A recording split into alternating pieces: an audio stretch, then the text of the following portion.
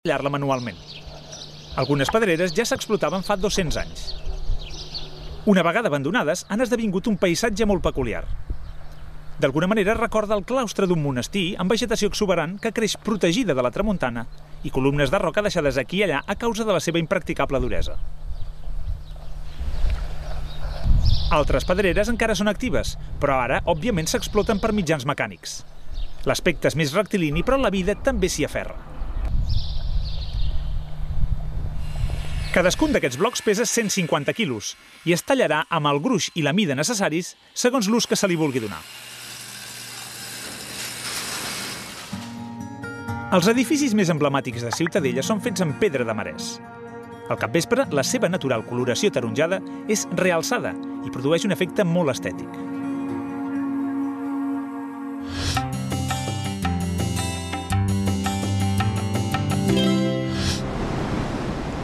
El marès només forma part de la meitat sud de Menorca. La meitat nord de l'illa està formada per altres roques sedimentàries, més antigues, més dures i més diverses. Ja no estem a Menorca, ara estem al país de Lilliput. I això és una platja qualsevol amb els seus graners de sorra. De fet, aquestes roques s'han format pel mateix procés que la sorra, per abrasió. El mar arranca trossos de roca dels penya-segats i els hi va donant voltes, fa que es colpegin els uns contra els altres, amb l'acció del mar, de les ones, i aleshores es van arrodonint i es formen els còdols. Mireu, alguns són molt esfèrics, són una bellesa. Aquests còdols són molt d'usos i són d'una roca diferent que la que hi ha al sud de Menorca. Aquestes roques són turbidites de 250 milions d'anys, són de l'època dels dinosaures i algunes anteriors. Us imagineu l'energia que cal per formar-les? Venir en època de tramuntana deu ser un espectacle.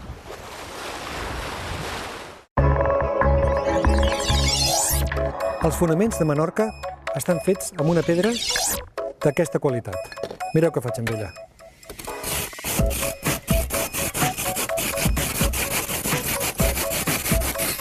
És una pedra que es pot serrar amb tota facilitat. És pedra de marès. De fet, tot el sud de l'illa, de Menorca, està fet amb aquesta pedra, en una línia que podríem dir que va des de Maó fins a Ciutadella. I la pedra de marès és una pedra que va ser fabricada per éssers vius, com per exemple uns protozous molt petits que es deien foraminífers, d'estructura calcària. Hi ha altres animals d'estructura calcària que també hi van participar, com les ostres, els eriçons, els cargols, les cloïsses i, sobretot, el corall. El corall hi va jugar un paper molt important, i veureu per què. Fa 15 milions d'anys, Menorca era molt més petita. De fet, només hi havia al nord de l'illa, que eren unes muntanyes molt més altes que les actuals, amb una roca força dura. Aquestes muntanyes aturaven els vents del nord, i a la part sud es va poder formar un escull de corall en una mar que era en aquell moment molt més càlida que no pas ara.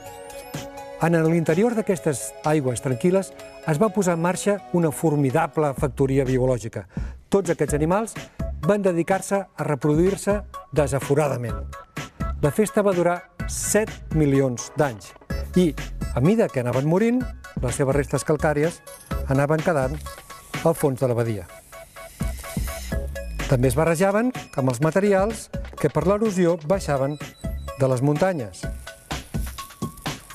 I es van formar unes capes de centenars de metres i el pes d'aquest material va acabar per compactar aquesta roca sorrenca i porosa que és el marès. I la prova de que és calcària és ben fàcil.